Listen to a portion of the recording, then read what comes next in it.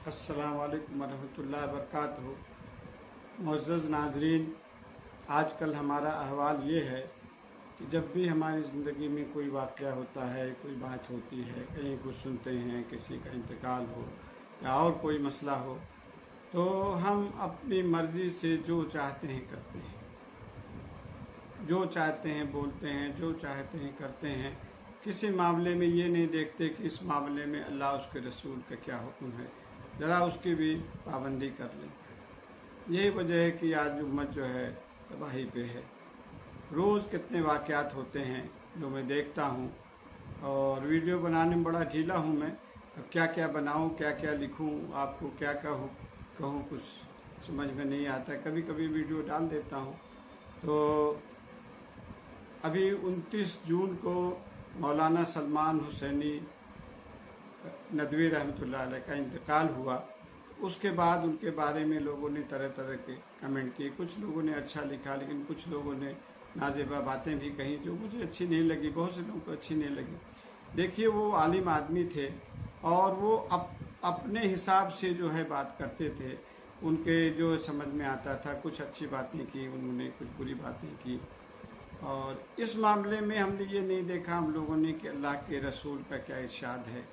आप सल्लल्लाहु अलैहि वसल्लम ने फरमाया, उज़्कुरू मुहासिन मौताकुम, उज़्कुरू मुहासिन मौताकुम, अपने मरने वालों की अच्छाइयाँ बयान करो और उसकी बुराइयाँ बयान करने से परहेज़ करो। अबू दाऊद की हदीस है, आप कंफर्म कर लीजिएगा। तो वो एक आलिम थे, उन्होंने कुछ बातें कहीं जो आपको इख्तिलाफ हो सकता है, लेकिन उनके जाने के बाद अब उनका जो है हिसाब किताब अल्लाह ताला के ज़िम्मे है। हम उनका हिसाब करने वाले नहीं हैं।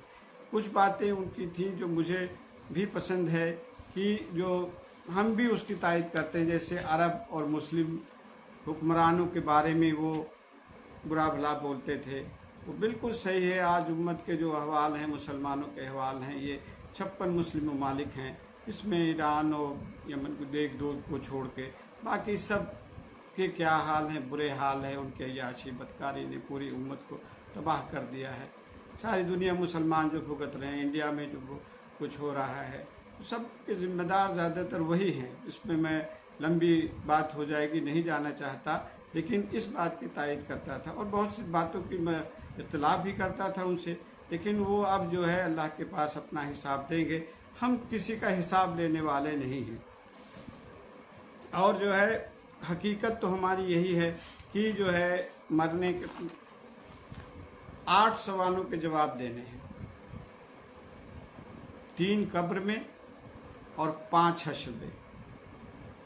हमको अपना हिसाब देना है, मौलाना हुसैनी नदवी का नहीं, या किसी का हिसाब नहीं दे। हर आदमी का हिसाब उसका कब्र में उसके बारे में होगा कि तुमने क्या किया। कब्र में हमसे पूछा जाएगा, मन रब्बुका, मन दीनुका, मन नबियों का। अगर हमने अल्लाह के रसूल के तरीके पर चले हैं, कुरान पे अमल किया है, अल्लाह के रसूल के तरीके पर चले हैं, तो जवाब दे देंगे। फिर हमारी कब्र हमारे लिए जन्नत का बाग बन जाएगी, वरना बोल नहीं पाएंगे। दुनिया में तो लंबी लंबी ज़बान खूब चलती है, कब्र में बोल नहीं पाएंगे कुछ। हा ला अदरी जो है होगा। अगर अच्छे जवाब दे दिया तो कब्र जन्नत का बाग या जहन्नुम का गढ़ा। इसके कब्र के बारे में तफसीर आप पढ़ लीजिएगा। और 5 सवाल जो होंगे वो हश्र में होंगे। ज़िंदगी कहाँ गुजारी, जवानी कहाँ लगाई, माल कहाँ से कमाया, कहाँ खर्च किया, जो दीन का इल्म था उस पे कितना नफ़ा उठाया, अमल किया। इल्म तो है बहुत से लोगों के, अमल कुछ नहीं, लंबी लंबी बातें करते हैं, अमल कुछ नहीं, अमल कितना किया। और आजकल हालात ये हैं हमारे कि दुनिया भर के हम लोग फिक्रों में रहते हैं। अभी एक रिश्तेदारी में गांव में कुछ दिन पहले गया था मैं, तो वहाँ एक पूरे गांव में सबको मालूम है कौन कहाँ जाता है, कौन कहाँ रहता है, कौन कहाँ काम करता है, कितनी तनख्वाह है। 12-14 साल बच्चे ने मुझे बता दिया कि इनकी तनख्वाह, इनका इंतकाल हो गया, उनकी बीवी को पेंशन मिलती है, उनकी टीचर थे 17,520 रुपया मिलती है, 522 से कुछ बताया। आना पैसे तक उसको याद था। सब बताया फलां जगह काम करते, किसकी कितनी तनख्वाह है, हर बच्चे ने बता दिया कि इनकी इतनी तनख्वाह, इनकी 50,000, इनकी 60,000, इनकी 40,000।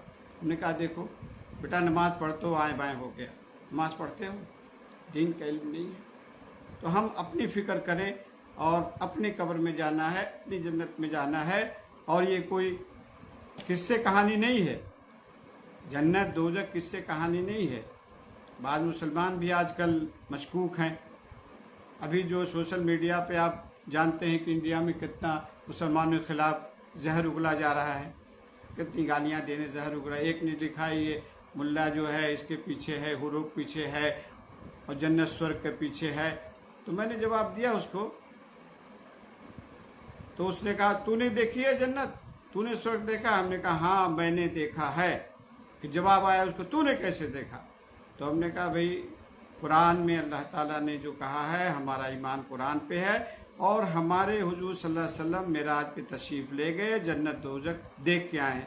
मैंने अल्लाह की नबी के आँख से जन्नत भी देखी है, दोज़ख भी देखा। अब बोल तू, इंशाल्लाह तू भी देखेगा, हिदायत पे आगा, सही रास्ते पे आ जा, तू भी देखेगा।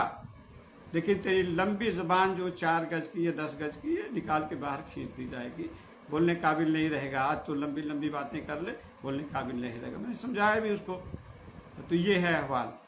और आप कुरान पढ़ें, हदीस पढ़ें, उसमें जो है सैकड़ों हज़ारों जगह पे आखिरत की ज़िंदगी, कब्र की ज़िंदगी के बारे में आया है। लेकिन 90% मुसलमान, 99% हशर से, कब्र से गाफिल हैं।